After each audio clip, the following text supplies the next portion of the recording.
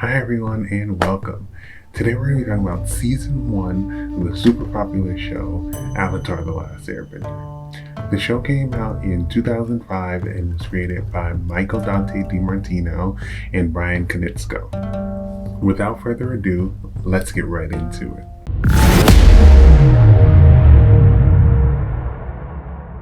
Avatar: The Last Airbender is based in a world where there are 4 nations based off of the elements. So you have the Water Tribe, the Earth Kingdom, the Fire Nation, and the Air Nomads. Within each of these nations, there are people called benders who can bend a single element to their will. And then you also have the Avatar. The Avatar is the only one who can bend all 4 elements and is tasked with keeping balance in the world. In season 1, which is titled Water, we start off in the South Pole where we meet Katara, a waterbender, and Sokka, her non-bending brother. One day while arguing, Katara starts accidentally bending water and opens up an iceberg. Within this iceberg, we meet Aang, the Avatar, and his flying bison, Appa. We learn that the Fire Nation is waging this war against the Earth Kingdoms and the Water Tribes, and that the Air Nomads were wiped out in a genocidal attack 100 years prior to the beginning of the series. So this makes Aang not only the Avatar, but the last Airbender. Aang doesn't immediately tell Sokka and Katara that he's the Avatar until he's temporarily captured by Prince Zuko. Prince Zuko is the Fire Lord's son who was banished and is trying to regain his honor by returning the Avatar to his father. Katara and Sokka decide that they're going to leave their village and decide to go and rescue Aang. After they rescue Aang, they decide that it's best for them to head to the North Pole so that Katara and Aang can find a waterbending teacher to teach them waterbending. Along the way, they are followed by Prince Zuko and his uncle Iroh, but another person is interested in the Avatar as well, Admiral Zhao, who is a member of the Fire Navy. In the beginning of the season, we see Aang really ignoring his Avatar responsibilities and kind of just wanting to have fun, but by the end of the season, we really see him being more open to learning about his role, especially learning from one of the previous avatars who was the avatar right before him, Avatar Roku. So there's a lot of growth this season with Aang. Avatar: The Last Airbender is not only a fun show, but it brought up topics that aren't typically talked about in shows geared towards a younger audience. The whole backdrop of the show is a war that's been going on for 100 years, and now the Avatar and his friends are trying to stop it. In season 1 in particular, we see genocide through the air nomads being, completely eradicated by the Fire Nation. We see imperialism by the Fire Nation constantly trying to expand their rule by using a military force.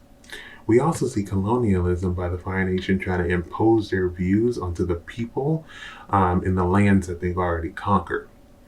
We also see gender discrimination, and a scene that always stands out for me in that notion is how Katara was not allowed to train with a waterbending master because she was a female and told that she should become a healer. But we also see female empowerment in how all the women in this show prove time and time again that they are not to be messed with and that they are constantly breaking gender stereotypes. I think that Avatar: The Last Airbender is one of the most well-rounded series that I've seen. From the amazing storyline to the great voice cast. I love how Aang in the beginning of the season really starts off as this immature kid, and by the end of the season, he's really starting to understand that he needs to take his Avatar role a little bit more serious. Throughout the series, we see the different benders and their different styles, and it was really interesting for me to see how each of these styles is actually influenced by actual Chinese martial arts. The show not only focuses on Aang's growth and development, but it also shows Katara and Sokka's growth and development as well as Zuko's. I'd love to see how Katara started off as this bender who was very unsure of her waterbending abilities, and by the end of the season, she, finds a waterbending master, and she becomes a formidable opponent to anyone who dares challenges her. And one of my favorite scenes this season is, we see Katara go against Zuko and she loses. And she gets a second chance to go against Zuko and she disposes of him with ease. And to me, that showed how much she had came from the beginning of the season. Sokka, on the other hand, was kind of sexist in the beginning of the season. And, throughout the season, he really learned how to respect women. And by the end of the season, he became kind of like a ladies' man. But he also really improved his fighting style. Zuko, on the other hand, as the main, villain in this season, starts off the season as this arrogant prince who is very rash in his decision making and to catch the Avatar. And by the end of the season, we see him, still acknowledging that he is the crown prince, but also acknowledging that he needs to be smarter when he's going after the Avatar, because he needs to make sure that he doesn't have any other competition, like Admiral Zhao, and making sure that, he has that opportunity to get the Avatar and also escape back to his home with the Avatar. The show is filled with comedy and action scenes, and they created their own little world of folklore, which the viewer will definitely get immersed into. There's lots of cool, visuals, and the music pairs nicely. And I think that this show is great for viewers, whether young or old. This show is one of my favorite series that I've ever seen, and I think that the first season really set them up for success and definitely led to the rest of the series becoming so great.